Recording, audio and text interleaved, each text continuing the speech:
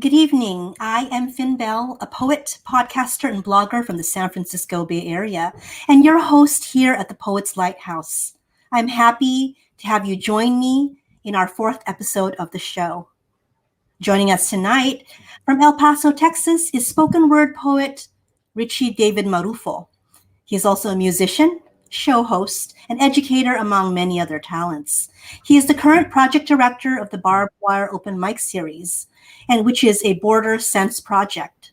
He works as a writer and editor for the film production studio Power at the Pass, where he also produces and hosts the BWOMS podcast, and Literally Literary, a book discussion podcast.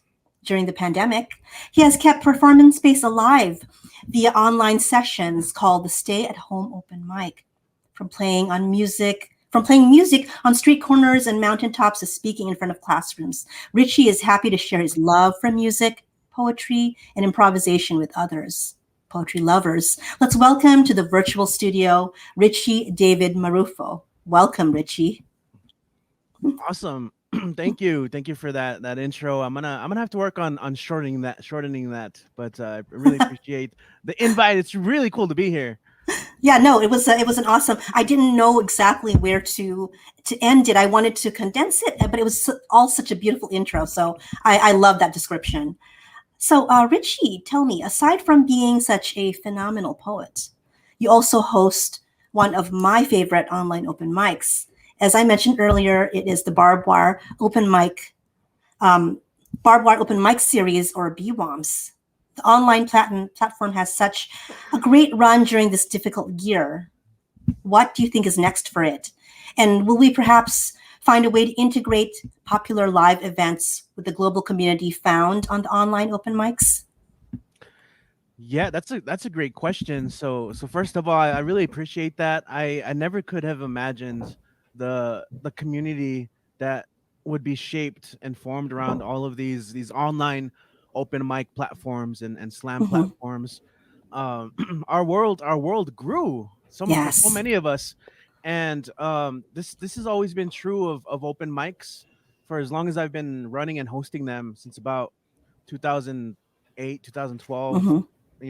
I know that's a big gap, but uh, you know, I've known that these spaces can be invaluable to so many people for a variety of reasons.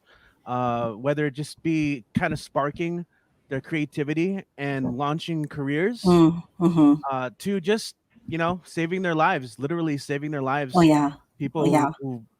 and so that hasn't changed doing these online, and in a way, I feel more connected on a global scale with so many people, getting to hear their poetry week in and week out. Like we have events almost every day of the week. Wow. So it's just been really great to be part of that with the Monday night open mics. And I know we're like the late show. It's pretty late, and I'm just, these are nothing without the community behind it. So really, that's I'm ever grateful for that. As for moving forward, now that we're getting, Barbed Wire Open Mic in El Paso is getting back to doing more in Hmm. person shows. Right away, people were like, "Oh, so you're gonna forget about the online peeps," and that is absolutely not true. Like, it's funny to joke about, but in reality, as long as people need the space, I think these are going to be new spaces for so many of us. And it would be cool to eventually start thinking about hybrid elements. Mm. How can we maybe live stream? That'd be an interesting kind of show, like a partially maybe live stream to get and then people performing live at an event as well. So these are things to think about. I think that's always one of the great things about anything that involves creativity or artistry. The only limit is your imagination. Hmm. No, I agree. And, if there's anybody who would be able to do it, it would be you, Richie. Would be able to marry those two elements of having something that's live and something that is online. And it would be like something beautiful that you could share with the rest of the online community who are hoping to make their events hybrid as well. I also love that you said that these type of events save lives. That is so important. I believe that they did. Being isolated within this past year, it has been so necessary in a lot of lives. There wouldn't have been any other way to connect with other people for some people who do love poetry or who do love the creative arts. Mhm. Thank you so much for that answer, Richie. Um, so we're getting to know you a little bit more, and we would love to find out a little bit more about you after the break.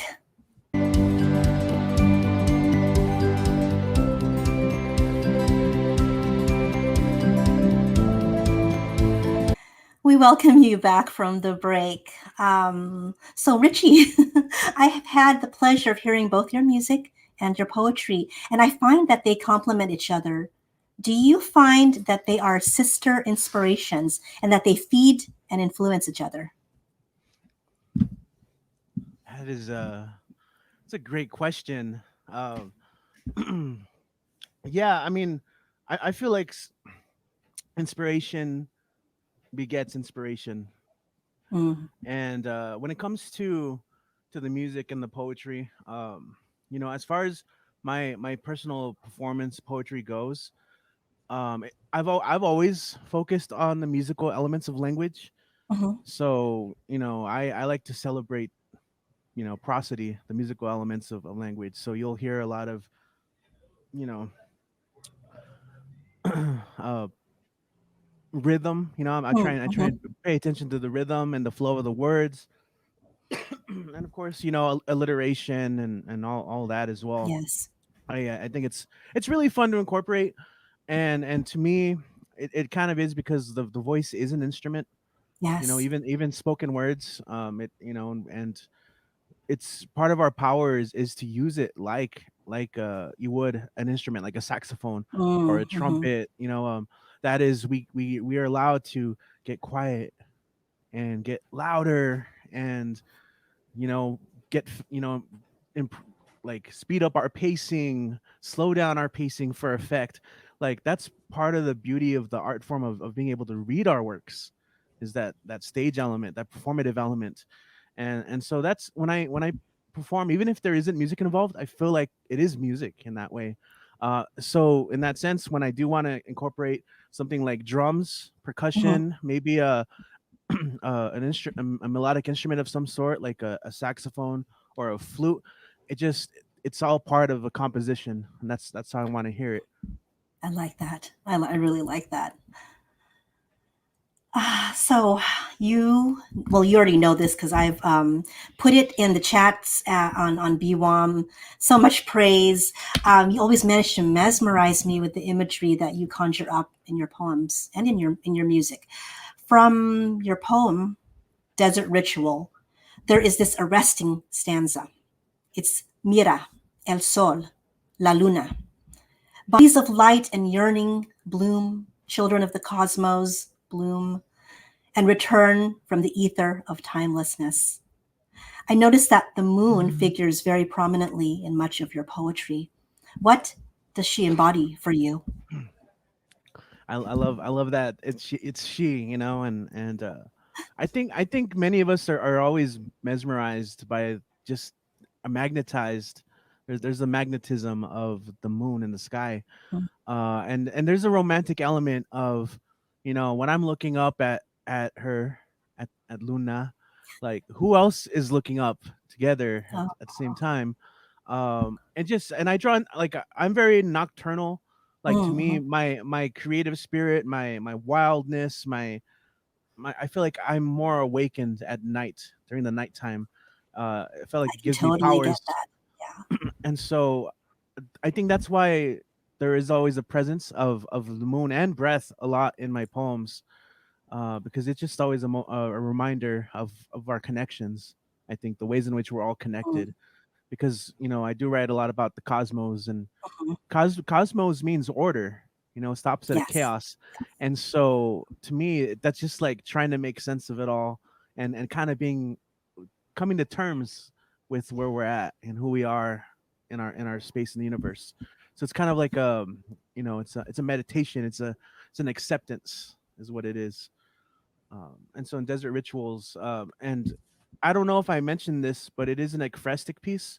Yes. And painting, the moon is very prominent there, and the Yes. moon is actually like a drum head that's painted, and it Hmm. actually it features a mandala design, which is, I incorporate that as well into the Yes. poem of mandala meanderings.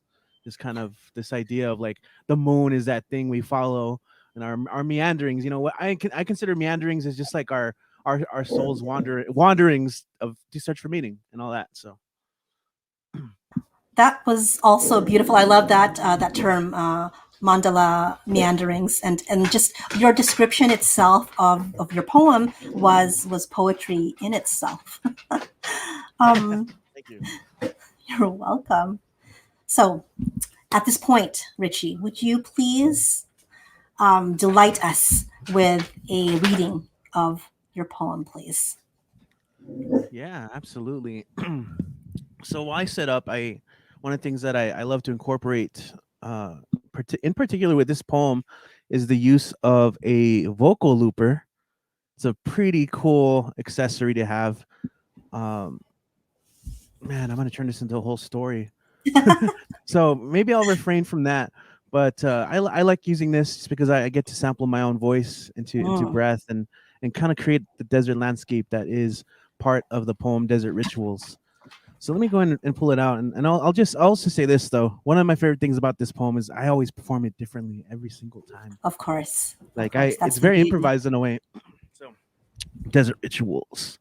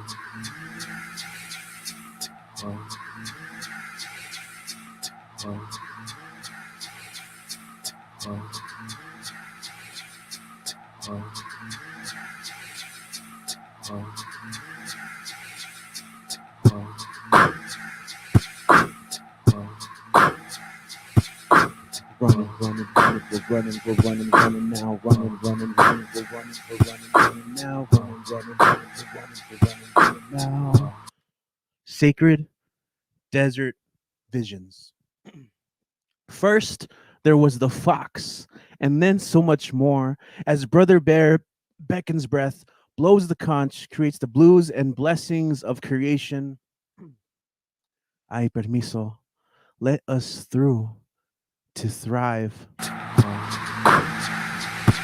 In the desert, you can hear the sounds of existence, breathing in and out towards persistence. See, we're living to be living and living before living, but death wears the mask of the living. We are society, transcendent and incandescent, light and dust as dead stars ignite to incite the unique verse of our universe. As let us elevate to reveal axiomatic truth. If we must die, we must die, but not until we have lived. Mira el sol, la luna, bodies of light and yearning, bloom, children of the cosmos, bloom, and return to the ether of timelessness. It is hidden in a lonely nopalito that grows in the desert, that dances in moonlight. You are not alone. You are just the beginning. Persist, little flower. Sprout seeds of mandala meanderings. The sacred words imbued in rhythm. Pay attention. Because every movement has its story, and every step has its song. Listen. The dance of life and death reveals itself to those who listen, who stand triumphant under the glow of a hungry moon. It's as easy as breath, as heavy as life. Here in the desert we survive. We gotta plant your roots and let them grow. Find your voice and let it flow. Plant your roots and let them grow. Find your voice and let them flow. These are residual spiritual individual rituals in tune with the collective. These are sacred desert visions, our desert rituals.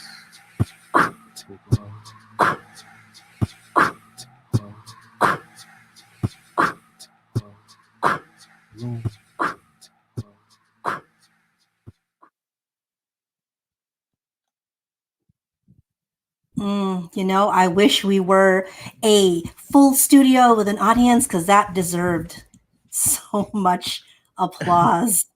Oh my goodness, it deserved a full like stadium of applause. That was gorgeous. Awesome, that'd be cool. Maybe people can just push the like button, Right. Indeed.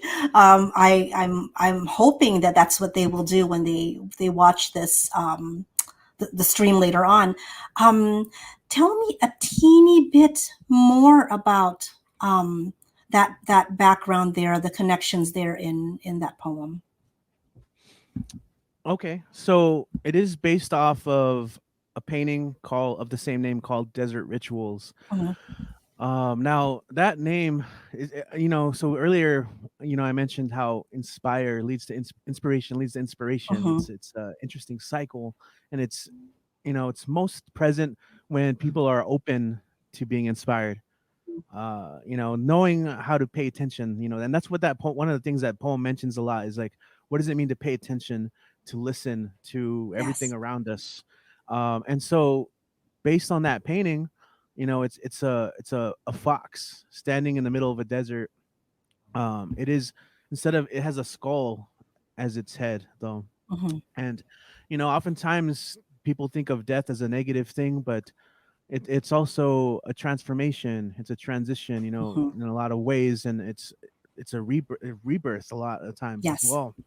Um, Again, going back to like cosmos and order, like there's an order of things, and so when I think of cycles, and so death is in many ways a beginning as well. So I think of why that's why I say first there was the fox, and then so much more, of course, being what step do we take from beginnings and endings.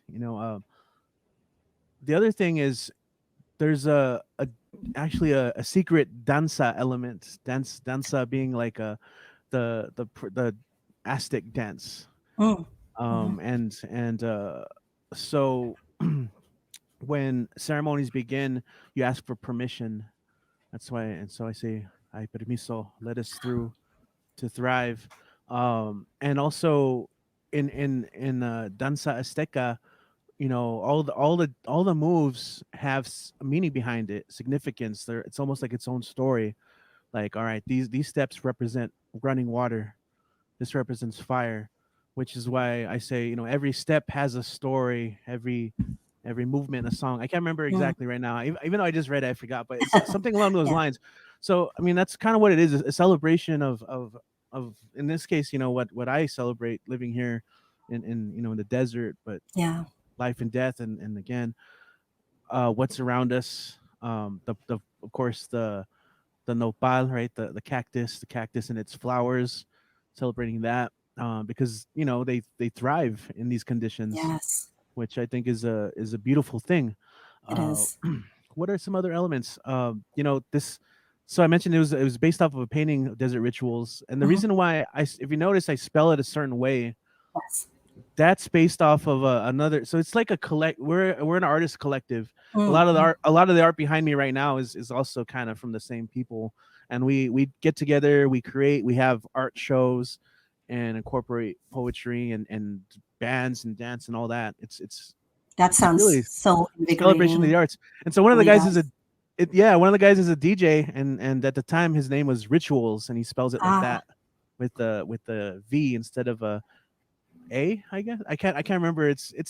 It's strange, but that's That what was it so is. intriguing to me. I was trying to delve into the meaning behind that, or try to make up my own story of that meaning. But I loved it was so exquisite how you melded those elements together, and they taste so much about of the local culture and the location. I could taste the desert when you were sharing that.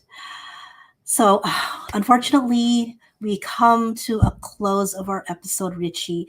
But before we do that, I wanted to invite you to finish this sentence. Oh, So, Richie, if you were not blank, you would be a blank. oh wow.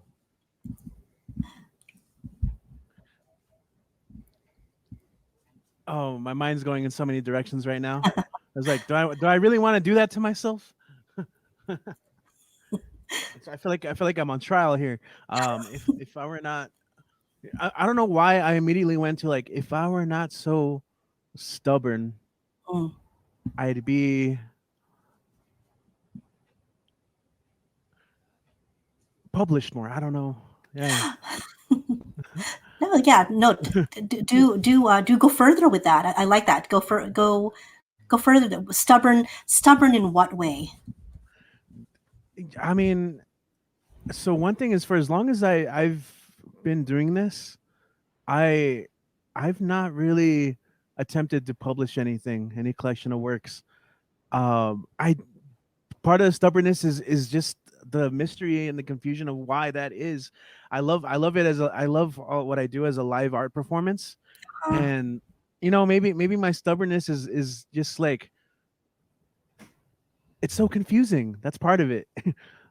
um I love performing all the time. I perform all the time. I almost say yes to every like opportunity, which is why I've performed in bookstores and yoga studios, mountains, Buddhist conferences, mhm, like.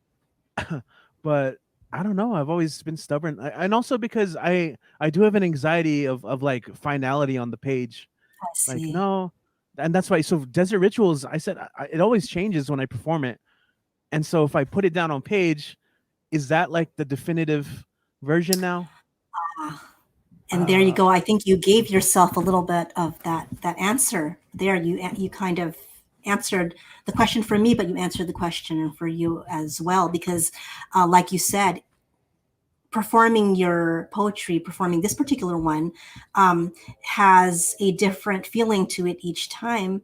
And yeah, no, I kind of I have to contemplate that more about the finality of putting on a page. Is it does it remain that way after that? right, That's right. interesting.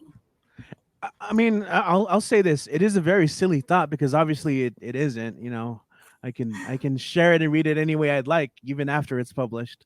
So it's just it's a weird hang up in my, like, maybe like a mental block. Like, no, don't. This is your part of your journey, so Yeah, like you of all people know to to respect where it is. The publishing may come, it may not, it may be far in the future, it may be tomorrow you wake up and you're like, okay, today is the day. You're going to go at your beautiful, wonderful pace, which does meander, and I understand the meandering. I'm there too. yeah. Thank Thank you you. so much for joining us, Richie. We appreciate you for taking time out to join us today. And if you're curious to find out, folks, about Richie and his projects, please follow him on Facebook. It's his name, Richie David Marrufo. And on Instagram, at Dead Wall Reveries. That's all one word, all lowercase. We thank you, our viewers, for tuning in today. Please do not forget to show the Poetry Global Network love by subscribing to our YouTube channel and liking and sharing our videos. Please have a great evening.